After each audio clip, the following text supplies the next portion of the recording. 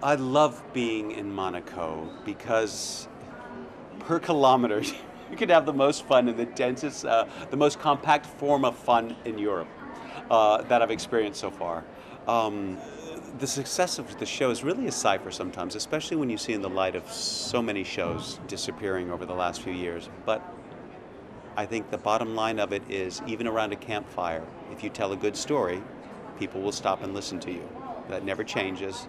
It always goes back to the story you're telling. You can have wonderful actors, you can have wonderful um, special effects, but unless you're telling a story that I think, in the sense of a great story, it has to be universal, and that someone can walk in, see a story about aliens that are landing on a different planet and there's a war going on, but unless there's a human relationship or a relationship in there, or a message that's something universal that everyone can relate to no matter where they come from, that's the heart of a good story, and that will pull an audience and put butts in seats, as they say.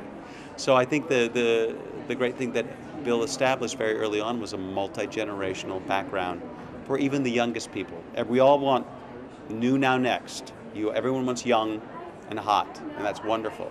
But young and hot talking to their grandmother is fascinating. And that's what Jeannie Chancellor, who, I mean, God rest her soul, I mean, my hero, was great for. And then what this show has kept, you see a lot of shows on TV, you go in there and you can't find an adult. Fine.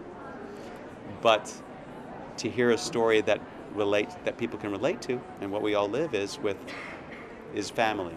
And that I find the most interesting. How do you see your career playing out? Would you stay on Young and Restless until you retire? I would like, well, first off, I won't retire. I would like Jeannie. I was taught very late. I mean, I had to catch up. So my teachers were Julie Harris, Charles Nelson Riley, some amazing, Bobby Lewis, some amazing teachers, all in their 70s and 80s. So I got taught by people who made it their life's work. And several of them dropped dead doing what they love. And I think that's perfect. And I was very upset by Jeannie's passing away. And then someone, Doug Davidson, who was very close to her, reminded me that she didn't go through a long goodbye. She didn't go through a long process where she wasn't able to do what she loved.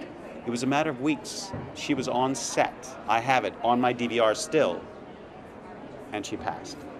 And sad as that is, she passed doing what we all knew she adored. She was memorizing lines. She was having major storyline until the end.